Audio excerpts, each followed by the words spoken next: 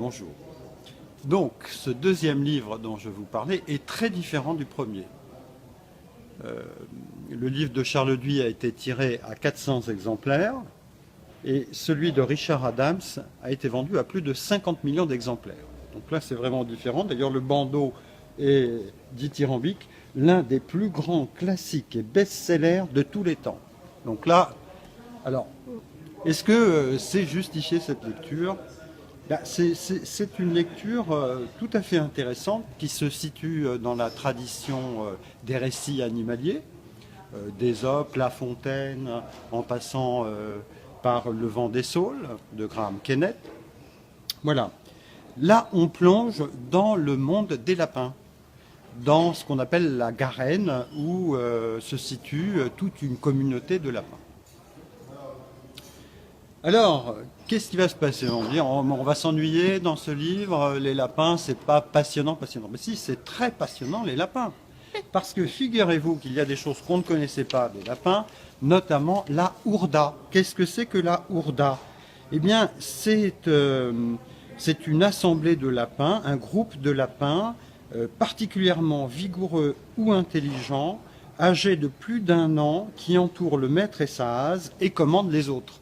Donc on n'est pas dans le monde des bisounours, on est dans le monde des lapins avec la dureté de cette civilisation. Pour entrer dans ce monde, il faut quand même connaître quelques petits mots de vocabulaire.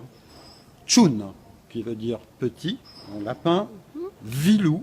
Alors là, ce sont les nombreux ennemis. Ça peut aller du renard à l'hermine, en passant par la belette, le chat et les hommes. Shramouk, alors là, c'est quand même un mot très important pour les lapins. Shramouk, c'est l'odeur du renard et tout ce qui implique la répulsion. Alors, l'histoire commence avec un lapin assez extraordinaire qui s'appelle Fever ou Fiver. Je ne sais pas comment on prononce en lapin. Mais ce lapin est doué d'un certain don de vision. C'est un visionnaire, un peu frêle, un peu bizarre, un peu outsider, mais en même temps qui voit des choses. Et il va convaincre un certain nombre de ses congénères de quitter le plus rapidement possible le lieu dans lequel ils vivent. Parce qu'une catastrophe s'annonce. On ne sait pas laquelle, mais c'est une catastrophe. Beaucoup de lapins ne le croient pas et continuent à vivre dans leur territoire. Mais un certain nombre s'en vont et là commence la grande épopée des lapins, de Fever et de Hazel, son frère, qui vont affronter des dangers colossaux. Ils vont se retrouver dans des endroits inconnus, avec des bêtes terrifiantes, des hommes qui ne sont pas toujours animés des meilleurs sentiments. Et donc, on va suivre cette épopée. Et cette épopée, elle va être en même temps animée par un conteur qui s'appelle Dent de Lion.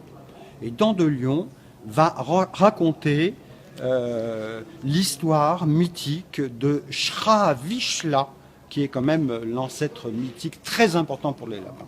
C'est un personnage très rusé, car la ruse est l'arme favorite des lapins. Et ça leur permet de déambuler dans les potagers et de chouraver quelques choux ou betteraves. Voilà. Alors bon, je ne vous donne que quelques éléments du récit, ce n'est pas la peine d'en donner plus. Je crois qu'il faut se plonger dans ce livre, qui est en même temps une réflexion sur le groupe, sur la notion du pouvoir, de leader et sur la stratégie de survie. Voilà. Voilà, merci beaucoup Pascal Ecker, librairie La Halle Saint-Pierre. Voilà. À bientôt. Au revoir. Au revoir.